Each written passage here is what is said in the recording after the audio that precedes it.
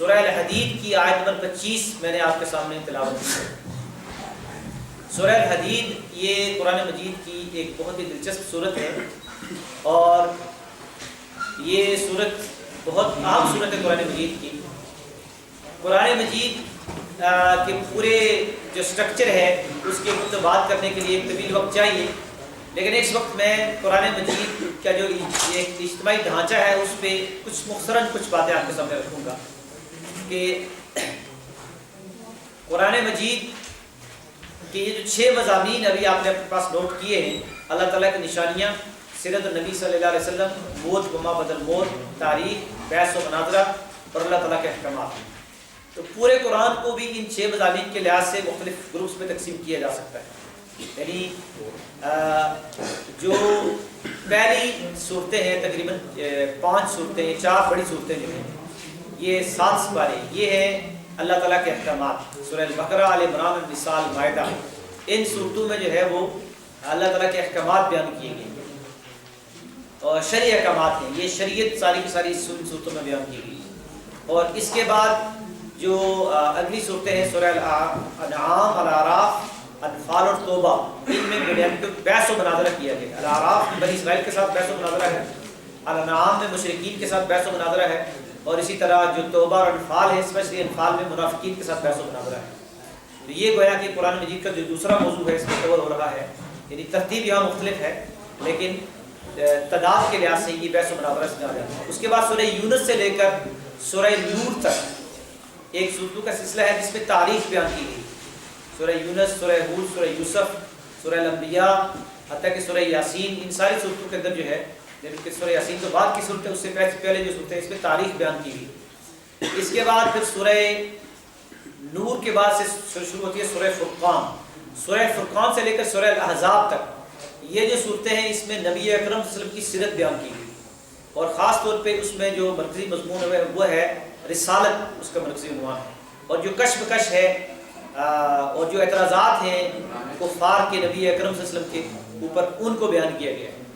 اور اس کے بعد پھر سورہ سبا سے لے کر، کیونکہ سورہ الاحزاب کے بعد پھر سورہ سبا شروع ہوتی ہے، تو سورہ سبا سے لے کر سورہ الحجرات تک یہ ہے اللہ تعالیٰ کی نشانیاں، یہ وہ صورتیں ہیں جس میں اللہ تعالیٰ کی نشانیاں بہت زیادہ بیان کی گئی۔ اور پھر قرآن مجید کا جو سب سے آخری گروپ ہے وہ ہے سورہ قاف سے لے کر سورہ ناس تک۔ تو یہ جو قرآن مجید کا حصہ اور قرآن مجید کا گروپ ہے یہ بہت ہی زبردست ہے، اس کو نبی اکرم صلی اللہ علیہ وسلم نے الحزب المفصل کا نام دیا ہے، اور اس میں 65 صورتیں ہیں، 65 صورتیں۔ تو اگر 114 سے آپ 65 نکالیں تو پیچھے 49 صورتیں بچتی ہیں۔ یہ بہت بڑا گروپ ہے تعداد کے لحاظ سے، اگرچہ سائز کے اعتبار سے اس میں صرف 4 سپارے ہیں، لیکن تعداد کے اعتبار سے یہ بڑی لمبی صورتیں ہیں۔ ان صورتوں میں کی ایک خاص ترتیب ہے، لیکن ان صورتوں کا جو مرکزی مضمون ہے وہ موت و ما بعد الموت، یہ بذات خود ایک الگ عنوان ہے، لیکن یہاں پہ ایک سورہ حدید کی جو کہ میں وضاحت کرنا چاہ رہا ہوں، اس حوالے سے ایک بڑی اہم بات میں آپ کو نوٹ کروانا چاہ رہا ہوں، اور وہ یہ ہے کہ وہ صورتیں قرآن مجید کی، یعنی سورہ قاف سے لے کر سورہ ناس تک یہ 65 صورتیں جو ہیں، اس میں تقریباً 12-13 صورتیں مدنی ہیں، باقی ساری صورتیں مکی ہیں۔ لیکن جو مدنی صورتیں ہیں قرآن مجید میں، سب سے پہلی جو 4 صورتیں ہیں مدنی وہ اکٹھی آئی ہیں، اور اس کے بعد جو 10 صورتیں ہیں مدنی وہ اکٹھی آئی ہیں۔ سورہ الحدید اس میں پہلی ہے، اور سورہ تحریم اس کی آخری صورت ہے، اور پورے کا پورا 28واں پارہ جو ہے وہ مدنی صورتوں پر مشتمل ہے۔ تو یہ مدنی صورتیں آج کی گفتگو میں خاص طور پر موضوع بنے گی، اور اس کے علاوہ بھی کچھ صورتیں جو ہے وہ ہم ان پہ انشاءاللہ بات کریں گے۔ اس میں ایک بنیادی فرق آپ یہ سمجھ لیجئے کہ جو مکے کے اندر نبی اکرم صلی اللہ علیہ وسلم نے جو کام کیا، اور آپ نے جو دعوت اور آپ کا جو مشن تھا، اس کا عنوان کچھ، اس کا رنگ کچھ اور تھا، اور جو مدینے میں آپ نے کام کیا اس کا رنگ اور عنوان کچھ اور تھا، اس لیے مکی اور مدنی کو سمجھنا ضروری ہے۔ جو مکی صورتیں ہیں اس میں زیادہ جو زور ہے وہ توحید، رسالت اور آخرت پر ہے، عقائد کے اوپر ہے، اور جو مدنی صورتیں ہیں اس میں زیادہ زور جو ہے وہ جہاد، اقامت دین اور اسلامی ریاست کا قیام اور شریعت کا نفاذ اور ان چیزوں کے اوپر ہے۔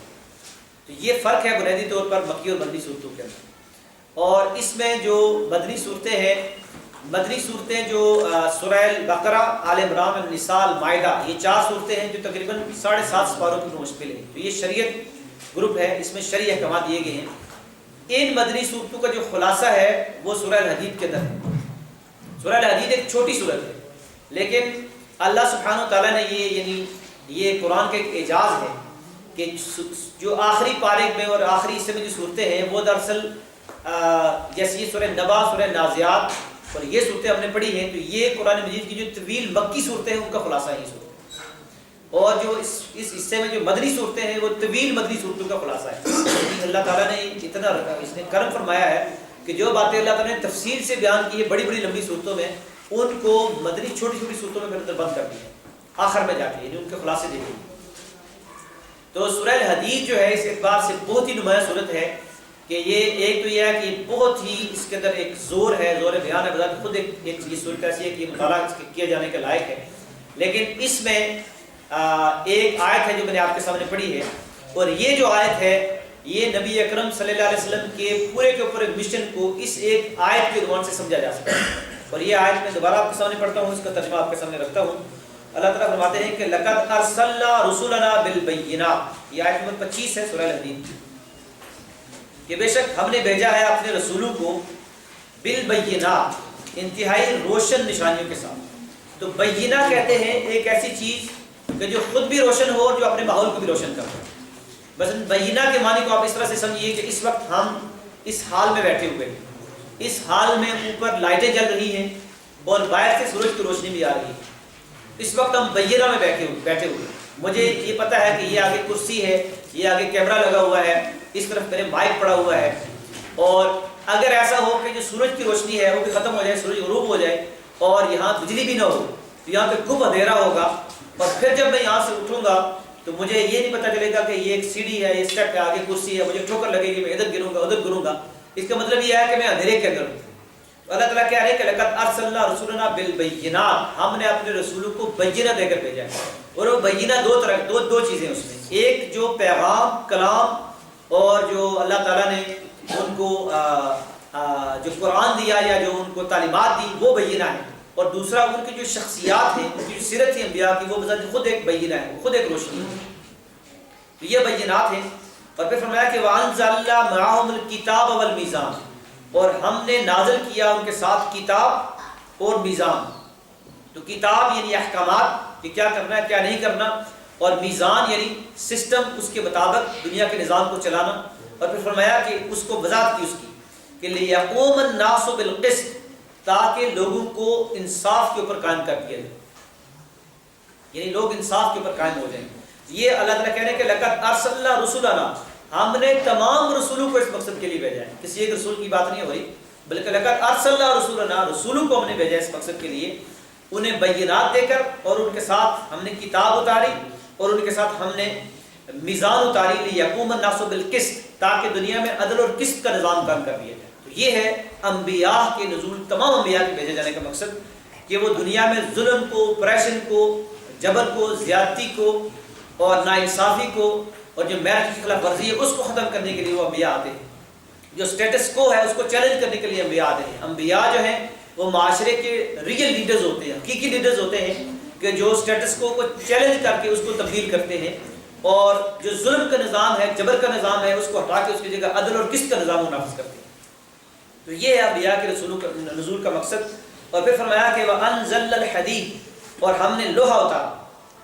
یہ ہے سورہ حدید، اسی سے لفظ حدید لیا گیا. وَأَنزَلْنَا الْحَدِيدَ، اور ہم نے لوہا اتارا. فِيهِ بَأْسٌ شَدِيدٌ، اس لوہے کے اندر بڑی طاقت ہے. وَمَنَافِعُ لِلنَّاسِ، اور اس لوہے کے اندر بہت زیادہ نفع ہے.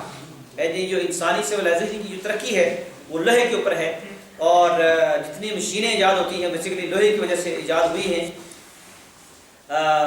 فرمایا کہ وَلِيَعْلَمَ اللَّهُ مَن يَنصُرُهُ وَرُسُلَهُ بِالْغَيْبِ، اور یہ لوہا اس لیے بھی اللہ تعالیٰ نے اتارا ہے کہ اللہ تعالیٰ دیکھے کہ کون اس کی اور اس کے رسولوں کی بغیر دیکھے مدد کرتا ہے. یعنی اللہ تعالیٰ چاہے تو وہ اپنے دین کو اور عدل قسط کے نظام کو ایک کن فیکون کے حکم سے وہ نافذ کر سکتا ہے، کیونکہ اس کائنات کے اندر انسان کے علاوہ ہر چیز جو ہے وہ اللہ تعالیٰ کے حکم کی پابند ہے. سورج، چاند، ستارے، ہوا، بادل، پانی، درخت، یہ سب اللہ کی حکم کن فیکون یعنی نظام تکوینی کے پابند ہیں. صرف ایک انسان ہے کہ جس کو اختیار دیا گیا ہے، تو اللہ تعالیٰ اس کو آزمانا چاہتا ہے کہ لِيَعْلَمَ اللَّهُ مَن يَنْصُرُهُ وَرُسُلَهُ بِالْغَيْبِ، کہ اللہ تعالیٰ دیکھے کہ کون اس کی اور اس کے رسولوں کی بغیر دیکھے مدد کرتا ہے۔ یہ آزمائش ہے ہماری اور آپ کی، ہم سب کی۔ ان اللہ قوی عزیز، اللہ تعالیٰ انتہائی قوی ہے، انتہائی طاقت والا ہے اور ہر چیز کے اوپر غالب ہے، لیکن اس نے اپنی حکمت سے ایک انسان ایسی مخلوق ہے کہ جس کو صاحب اختیار بنایا ہے کہ وہ اپنے اختیار سے چاہے اللہ تعالیٰ کی اطاعت کرے یا نہ کرے۔ اور جو مومنین ہیں ان کا کام یہ ہے کہ وہ لوگوں کو اللہ تعالیٰ کی اطاعت کے اوپر لائیں اور اس نظام عدل و قسط کو قائم کریں، اور انبیاء اسی مشن کے لیے آتے رہے۔ تو یہ ہے سب سے پہلے اس کا اجمالی تعارف ہے انبیاء کے مشن کا۔ اس کے بعد پھر قرآن مجید میں اللہ سبحانہ و تعالیٰ ہمیں ایک اور آیت ہے قرآن مجید میں جو 3 دفعہ ریپیٹ ہوئی ہے، تو وہ آیت میں آپ کے سامنے پیش کرتا ہوں۔ سب سے پہلے ترتیب کے لحاظ سے یہ آیت آئی ہے سورہ توبہ میں، اور سورہ توبہ کی آیات 22 اور 23 میں آپ کے سامنے تلاوت کرتا ہوں۔ اور آپ دیکھیے کہ اس میں نبی اکرم صلی اللہ علیہ وسلم کا مشن، یعنی پہلے سارے انبیاء کا مشن بیان کیا، اب نبی اکرم صلی اللہ علیہ وسلم کا مشن دیکھیں کہ الفاظ میں بیان ہو رہا ہے۔ سورہ توبہ کی آیات ہیں 22-23۔ اللہ تعالیٰ شاہ فرماتے ہیں یریدون ان یطفئوا نور اللہ بافواہہم ویأبی اللہ الا ان یتم نورہ ولو کرہ الکافرون هو الذی ارسل رسولہ بالہدی ودین الحق لیظہرہ علی الدین کلہ ولو کرہ المشرکون۔ یریدون، یہ لوگ ارادہ کرتے ہیں، یہ لوگ چاہتے ہیں کہ ان یطفئوا نور اللہ بافواہہم، کہ یہ اللہ کے نور کو اپنے منہ کی پھونکوں سے بجھا دیں۔ تو اللہ سبحانہ و تعالیٰ کا جو نور ہے وہ کیا ہے؟ دین اسلام، اللہ تعالیٰ کا نظام عدل و قسط، یہ اللہ تعالیٰ کا دین ہے۔ سورہ توبہ کی غالباً آیت نمبر 32 اور 33 ہے، سورہ توبہ آیات 32 اور 33۔ اس میں اللہ تعالیٰ فرما رہے ہیں کہ یریدون ان یطفئوا نور اللہ بافواہہم، یہ لوگ چاہتے ہیں کہ اپنے منہ کی پھونکوں سے یہ اللہ کے نور کو بجھا دیں۔ وَيَأْبَى اللَّهُ إِلَّا أَن يُتِمَّ نُورَهُ، حالانکہ اللہ سبحانہ و تعالیٰ نے اس بات کا ارادہ کر لیا ہے، طے کر دیا اس بات کو کہ وہ اپنے نور کو مکمل کر کے رہے گا۔ وَلَوْ كَرِهَ الْكَافِرُونَ، چاہے یہ بات کافروں کو کتنی ہی ناگوار کیوں نہ ہو۔ هُوَ الَّذِي أَرْسَلَ رَسُولَهُ بِالْهُدَى وَدِينِ الْحَقِّ، اللہ وہ ذات ہے، وہ قوی و عزیز ذات ہے کہ جس نے بھیجا ہے اپنے رسول کو، یعنی نبی اکرم صلی اللہ علیہ وسلم کو، بالہدا، ہدایت کے ساتھ جو قرآن مجید ہے، دین الحق اور شریعت اسلامی کے ساتھ، جو قرآن کے ساتھ ساتھ حدیث کے اندر بھی وہ شریعت کے احکامات موجود ہیں، یعنی اس میں قرآن اور حدیث دونوں اس چیز میں آ جاتی ہیں، ہدا اور دین الحق کے اندر، لیظہرہ علی الدین کلہ، تاکہ اس کو دنیا کے جتنے سارے ادیان ہیں اس کے اوپر اس کو غالب کر دیا جائے۔ ولو کرہ المشرکون، اور چاہے یہ بات مشرکوں کتنی ہی ناگوار کیوں نہ ہو۔ تو یہ ہے نبی اکرم صلی اللہ علیہ وسلم کا مشن جو ان 2 آیات میں، ان الفاظ میں بیان کیا گیا ہے۔ اور نبی اکرم صلی اللہ علیہ وسلم نے ایک حدیث میں اس بات کو اس انداز سے بیان کیا ہے کہ سَيَبْلُغُ هَذَا الدِّينُ مَا بَلَغَ اللَّيْلُ وَالنَّهَارُ، کہ عنقریب یہ دین وہاں پہنچے گا کہ جہاں رات اور دن جس جگہ ہے دنیا کے جس کونے میں، وہاں تک یہ دین جو ہے وہ جائے گا اور وہاں تک یہ دین پہنچ کر رہے گا۔ اور یہ جو آیت ہے، اسی طرح ہم دیکھتے ہیں کہ یہ آیت سورہ الفتح کے اندر بھی موجود ہے، اور سورہ الفتح کی آیت نمبر 28 اللہ تعالیٰ فرماتے ہیں هُوَ الَّذِي أَرْسَلَ رَسُولَهُ بِالْهُدَى وَدِينِ الْحَقِّ لِيُظْهِرَهُ عَلَى الدِّينِ كُلِّهِ وَكَفَى بِاللَّهِ شَهِيدًا، اور اللہ تعالیٰ تو وہ ذات ہے کہ جس نے اپنے رسول کو ہدایت دی اور ان کو بھیجا بالہدى، یعنی ہدایت کے ساتھ، ودین الحق، اور دین اسلام کے ساتھ، یعنی قرآن اور سنت کا جو پورا نظام ہے اس کے ساتھ ان کو بھیجا، لیظہرہ علی الدین کلہ، اور تاکہ اس کو دنیا کے تمام سسٹمز آف لائف کے اوپر، تمام ادیان کے اوپر غالب کر دیا جائے۔ وَكَفَى بِاللَّهِ شَهِيدًا، اور اللہ اس بات کے اوپر گواہی دینے کے لیے کافی ہے، اکیلا کافی ہے۔ اور شہید کا ایک مطلب مددگار بھی ہوتا ہے کہ اللہ تعالیٰ اس معاملے میں اپنے رسول کی مدد کرنے کے لیے وہ خود کافی ہے، جیسے پہلے آیا کہ وہ قوی و عزیز ہے، لیکن وہ یہ دیکھنا چاہتا ہے کہ اس کے بندوں میں سے جن کو میں نے زندگی دی ہے، جن کو میں نے صلاحیتیں دی ہیں، عقل دیا ہے اور ذہانت دی ہے، مال دیا ہے، جان دی ہے، تو کون ہے کہ اس مشن میں اللہ کے رسول صلی اللہ علیہ وسلم کا ساتھ دیتا ہے اور اپنی چیزوں کو اس کے اندر لگاتا ہے۔ تو حضرات یہ تو تھا یعنی اس کا جنرل مجموعی تعارف. اب انشاءاللہ العزیز اب میں یہ جو مشن نبوی ہے اس کی ڈیٹیلز کی طرف جاؤں گا اور یہاں پہ اپنی بات کو میں مکمل کروں گا. وآخر دعوانا الحمدللہ رب العالمین. اور پھر میں اس کا جو اگلا مرحلہ ہے اس سلسلے میں آپ کے سامنے میں آ رہا ہوں. اور اس کے لیے اب آپ دیکھیے کہ یہ یوں سمجھے کہ تمہید میں نے آپ کے سامنے رکھی ہے. اب اس کی ڈیٹیلز آئیں گی آپ کے سامنے. تو سب سے پہلے